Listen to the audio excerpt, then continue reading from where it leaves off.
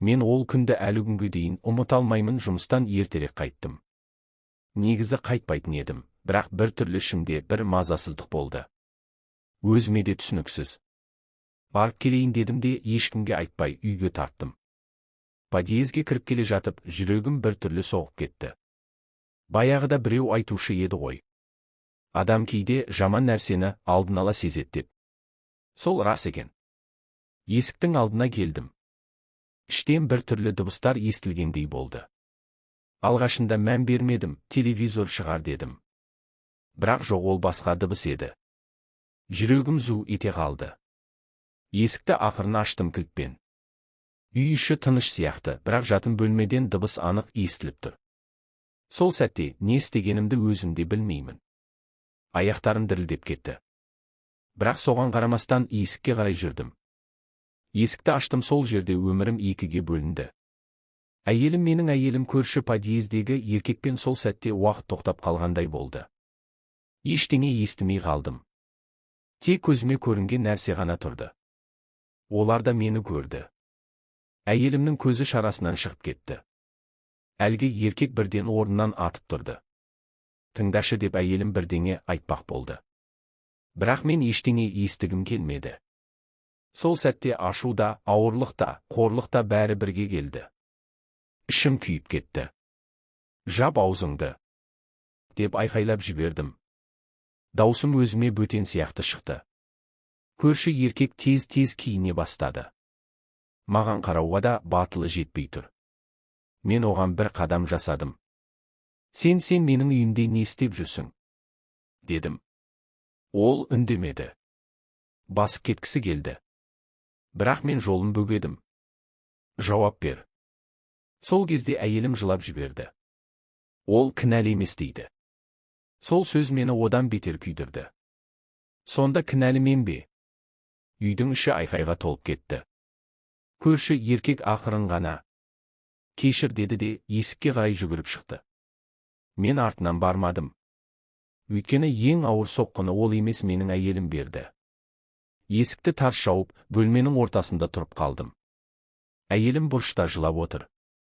Біраз уақыт үнсіздік болды. Қашаннан бері? Дедім ақырын ғана. Ол жауап бермеді. Сұрап тұрмын. Қашаннан бері? Бірнеше ай деді әрең. Сол кезде мен ішімнен бірдеңе үзілгенін сездім. Бір күндік емес, бір сәттік емес, бірнеше ай мен ештеңе білмей жүргенмін. Неге? Дедім. Ол тағы да жылады. Сен өзгеріп кеттің, үйде болмайсың, маған көңіл бөлмейсің. Мен күліп жібердім.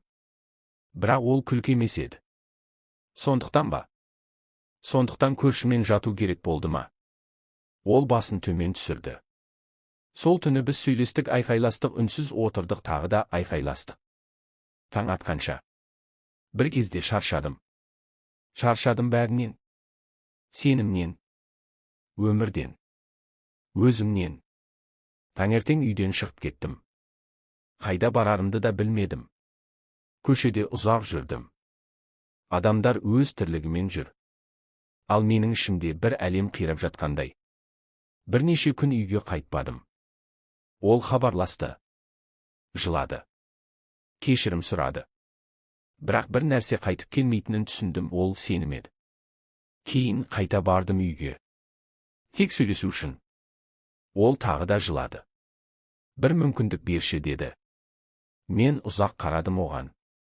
Бұрын жақсы көрген адамым қазір бөтен сияқты. Мен тырысам деді ол. Мен басымды шайқадым. Жоқ дедім, жай ғана. Себебі кейбір нәрсе кешірілсе де ұмытылмайды. Ал ұмытылмаған нәрсе бір күні бәрібір қайта шығады. Солай біз ажырастық. Қазір арада уақыт өтті. Бірақ сол күн, сол есікті ашқан сәт әлі күнге дейін көз алдымда. Содан кейін бір нәрсені түсіндім. Адамды жоғалту бір сәтте болады, ал сол ауырлықпен өмір сүру ұзақ уақытқа созылады.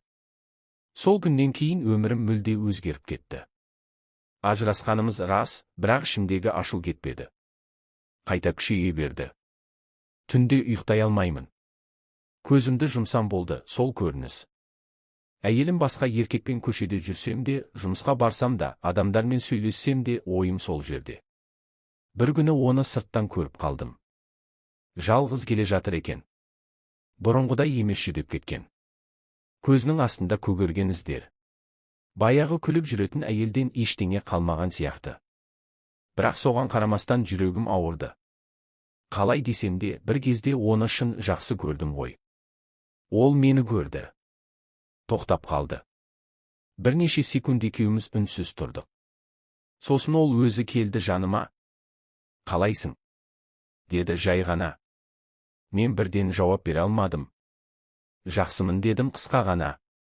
Ол басын изеді. Мен жақсы емеспін, оның дауысы дірілдеп тұрды. Ішімде бір нәрсе қозғалды. Бірақ бірден суытып тастадым өзімді. Маған не керек? Дедім. Ол көзіме қарады. Соңғы рет сөйлесейікші деді. Мен келіспегім келмеді. Бірақ білмеймін неге келістім. Сол кеште біз бұрынғы үйде кездестік. Бос үй қабырғалары ғана қалған сияқты. Ол кіргеннен бастап жылай бастады. Мен қателестім дейді. Өте қатты қателестім, мен үндемедім. Сен түсінбей қалдың, мен жалғыз болдым дейді. Сол сөз мені қайтадан ашуландырды. Жалғыз болдың да бірден көршіге бардың ба? Дедім. Ол селк ете қалды. Мен өзімді ақтап тұрған жоқпын деді.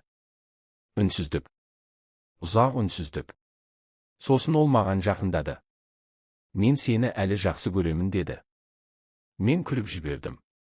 Бірақ бұл күлкі ащы еді. Кеш болды дедім. Ол қолымды ұстамақ болды. Сол сәтте бір түрлі сезім пайда болды. Ашу, өкпе, ауырлық, бәрі бір уақытта. Тиіспе, деп қолымды тартып алдым. Ол шошып кетті. Бірақ тағы да жақындады. Тыңдашы, бір мүмкіндікмен артқа шегіндім. Жоқ дедім ғой. Даусым қатты шықты. Ол да жылап, маған қарай ұмтылды. Менсіз өмір сүре алмаймын, деді. Сол сәтте бәрі өте тез болды, мен оны итеріп жібердім. Тек алыстатқым келді. Басқа ой болған жоқ. Бірақ ол тепе-теңдігін ұстай алмай артқа құлап кетті. Басы столдың бұрышына қатты тиді. Дыбыс әлі күнге дейін құлағымда. Бір сәтте бәрі тып-тыныш болып қалды. Дедім. Ол қозғалған жоқ. Тұршы дедім ақырын. Жақындадым. Көздері жартылай ашық, бірақ қарамайды. Қан қолым дірілдей бастады. Жоқ деп қайталай бердім. Жедел жәрдем шақырдым. Бірақ кеш еді. Олар келгенде бәрі бітті. Сол түні мені алып кетті. Тергеу сұрақтар, түсініктемелер, мен бір ғана нәрсені айтып отырдым. Мен өлтіргім келген жоқ, мен тек итердім. Сот басталды. Барлығы мені қарады, біреулер жек көріп, біреулер аяп. Оның туыстары көзіме қарамады. Мен өзімді де көргім келмеді. Сотта соңғы сөз бергенде дауысым әрең шықты. Мен оны жақсы көрдім дедім. Сол үшін де жоғалттым, үкім шықты. Мені кінәлі деп таныды. Сол сәтте түсіндім, бір сәттік ашу, бір итеру бір өмірді алып кетті. Енді мен темір тордың ар жағында отырмын. Түнде көзімді жұмсам, сол күн, сол құлау, сол дыбыс. Ең ауыры, мен оны жек көріп жүріп, әлі де жақсы көретінімді кеш түсіндім. Ал ол енді жоқ.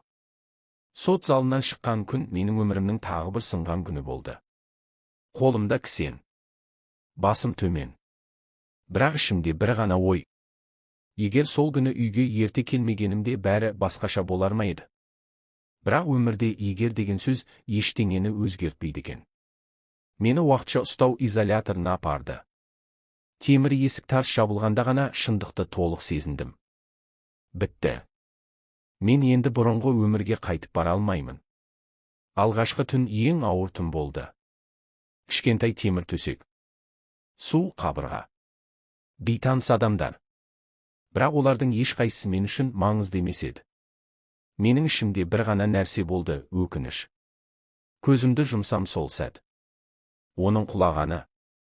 Сол дыбыс. Мен өлтіргім келген жоқ деп өзіме қайта-қайта айта беремін.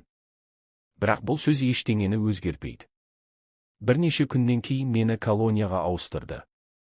Жол бойы терезеден сыртқа қарап отырдым. Адамдар еркін жүр. Көліктер, балалар, қарапайым өмір. Ал мен сол өмірден бір жола бөлініп бара жаттым. Колонияға келгенде бәрі суық қарсы алды. Қатаң тәртіп, қатты көзқарас. Әркім өзімен өзі. Алғашқы күндері ешкіммен сөйлеспедім. Ішімде тек өткен өмір. Біздің танысқан күніміз есіме түсе берді. Ол кезде бәрі қандай қарапайым еді. Күліп жүретін. Ұсақ нәрсеге қуана алатын. Мен үшін тамақ жасап күтіп отыратын. Сол адам менің қолымнан кетті. Осы ой мені іштен жеп бара жатты. Бір күні маған хат келді. Ашуға да қорықтым. Қолым дірілдеп аштым. Оның анасы жазыпты: сені кешіре алмаймын, бірақ қызым сені жақсы көрді. Соңына дейін осы жолдарды оқығанда ішімнен бір нәрсе сынып кетті. Мен жыладым. Сол жерде ешкімге қарамай еркек екенімді ұмытып жыладым.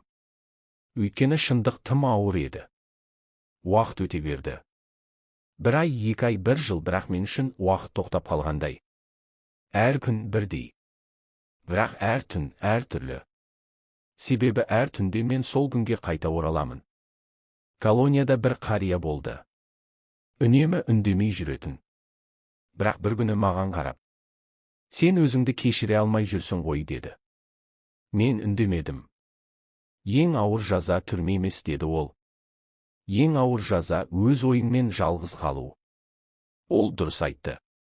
Мен күнде өз ойыммен күресіп жүрдім. Және жеңіліп жүрдім. Бір күні айнаға қарадым. Өзімді танымай қалдым. Көзімде өмір жоқ. Тек шаршау, өкініш, бос кеңістік. Сол кезде бір нәрсені түсіндім. Мен сол күні тек оны ғана жоғалтқан жоқпын. Өзімді де жоғалттым. Жылдар өте берді, бірақ бір нәрсе өзгермеді. Мен әлі күнге дейін сол сәтпен өмір сүріп келемін.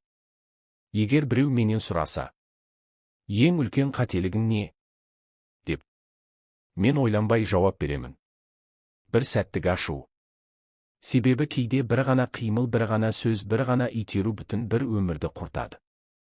Қазір мен темір тордың ар жағында отырсам да бір ғана нәрсені айтқым келеді. Егер ашулансаң, тоқта. Егер ренжісең, үндеме. Егер ауырсаң, уақыт бер. Өйткені бір сәттік шешім өмір бойы өкіндіруі мүмкін. Мен оны қайтармаймын. Өткенді өзгертпеймін. Бірақ осы әңгімені айтып отырмын, мүмкін біреу сол қателікті қайталамас үшін.